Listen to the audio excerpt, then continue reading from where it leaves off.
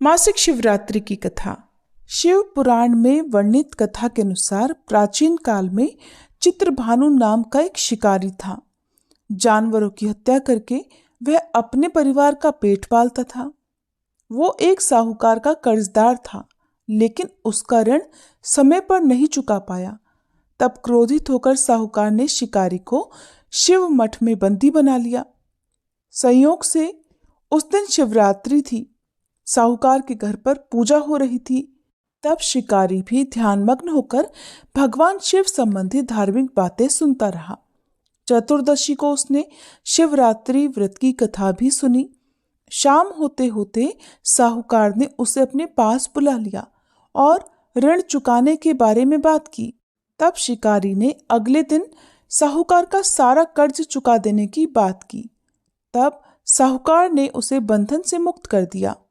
अपनी दिनचर्या की तरह वह शिकारी जंगल में शिकार करने के लिए निकला, लेकिन दिन भर बंदी गृह में रखने के कारण वह भूख प्यास से व्याकुल था।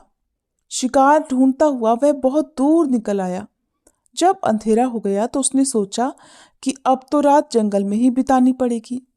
तब वह उस जंगल में एक तालाब के किनारे एक बेल के पेड़ पर चढ़कर रात बीतने का इंतजार करने लगा। बेल के पेड़ के नीचे एक शिवलिंग था जो बेलपत्र से ढका हुआ था। शिकारी को इस बात का पता नहीं चला। पड़ाव बनाते समय उसने जो टहनियां तोड़ी वे संयोग से उस शिवलिंग पर गिरती चली गईं।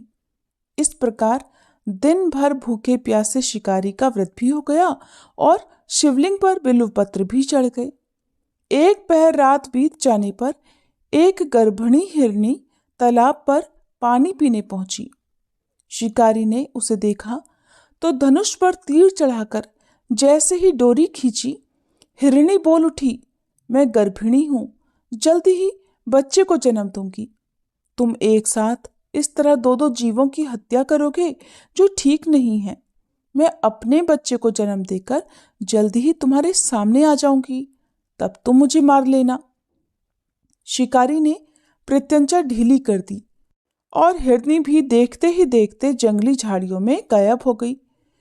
डोरी ढीली करने और चढ़ाने के वक्त कुछ बेलपत्र अनायास ही टूटकर शिवलिंग पर गिर गए। इस प्रकार उस शिकारी के द्वारा अनजाने में ही शिवरात्रि के प्रथम पहर की पूजा भी संपन्न हो गई। कुछ ही देर बाद एक और हिरनी उधर से निकली। शिकारी की खुशी का ठिकाना नहीं रहा। पास आने पर उसने धनुष पर बाण चढ़ाया। तब उसे देखकर